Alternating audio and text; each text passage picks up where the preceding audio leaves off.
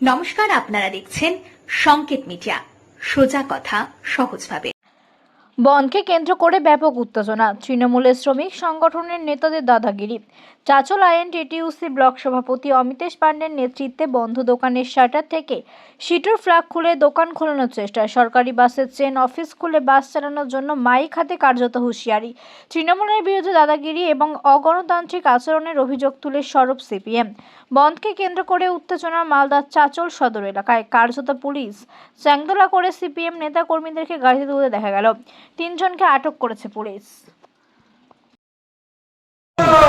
জোর করে আমাদের মাননীয় নেত্রী মমতা বন্দ্যোপাধ্যায় বলে দিয়েছেন, জোর করে বন্ধ করা যাবে না।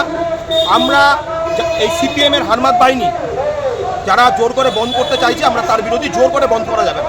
সাধারণ মানুষ সমর্থন করেনি, কারণ গাড়ির চাকা ঘুরছে, দোকানপাট সব খোলা আছে, সাধারণ মানুষ সমর্থন করেনি। এখন আতস কাজ দিয়েও খুঁজে পাওয়া যায় না, অতএব সাধারণ মানুষ সমর্থন করার কোনো প্রয়োজন নেই।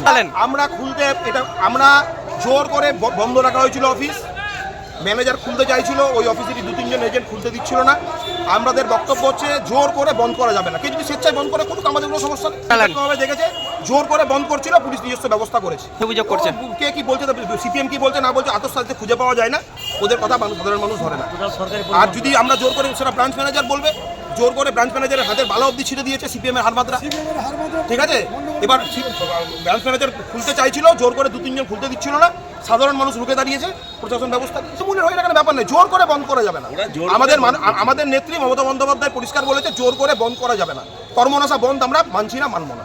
কি নাম আপনার? আমি অমিতেশ পাণ্ডে। কি দায়িত্বে আছেন? আমি চাচল আইএনটিটিইউসি নেত্রী। পুলিশ তুলে নিয়ে গেল, এই বিষয়ে কি বলবেন? আমরা কেন্দ্রীয় সরকারের বিরুদ্ধে সমকট কর্মচারী, শ্রমিক কর্মচারী, সাধারণ মানুষের বিরুদ্ধে যে সমকট আইন লাগু হয়েছে, আমরা মে দিবস যে পালন করি, শ্রমিকের 8 ঘন্টার কাজের দাবিতে যে লড়াই, আন্তর্জাতিক মে দিবস, সেই 8 ঘন্টার কাজের দাবির পরিবর্তে আবার সেই পুরনো জায়গায় চলে যাচ্ছে। 8 ঘন্টার জায়গায় 12 ঘন্টা কাজ করতে হবে, অসংগঠিত ক্ষেত্রে তো আরও বেশি কাজ করতে হবে, ইউনিয়ন করার অধিকার থাকবে না। এর বিরুদ্ধে আমরা কেন্দ্রীয় সরকারের বিরুদ্ধে এই ধর্মঘট ডেকেছি।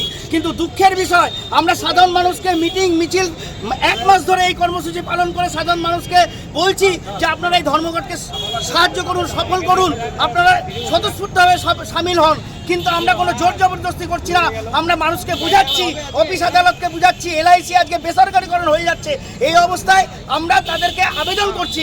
কিন্তু দুঃখের বিষয় যেটা দেখতে পেলাম, যে কেন্দ্রীয় সরকারের এই ধর্মঘটকে ভাঙার জন্য আজকে এই রাজ্য সরকার যেভাবে পুলিশ প্রশাসনকে লেলিয়ে দিচ্ছে, এবং আমরা চাইছি যে পুলিশ প্রশাসন চাচলে একটা শান্তি আবহাওয়া আছে, সেইটাকে যেন নষ্ট না হয়, তারা যেন নিরপেক্ষভাবে কাজ করে। কিন্তু আজকে আমরা দেখতে পেলাম যে যেভাবে একটা যেন দলের পক্ষ থেকে পুলিশ প্রশাসন কাজ করছে, এবং আমাদের একজনকে তুলে নিয়ে গেল, যারা পিকেটিংয়ে সাধারণ মানুষকে, এলআইসি যারা কর্মী, তাদেরকে বুঝাচ্ছে।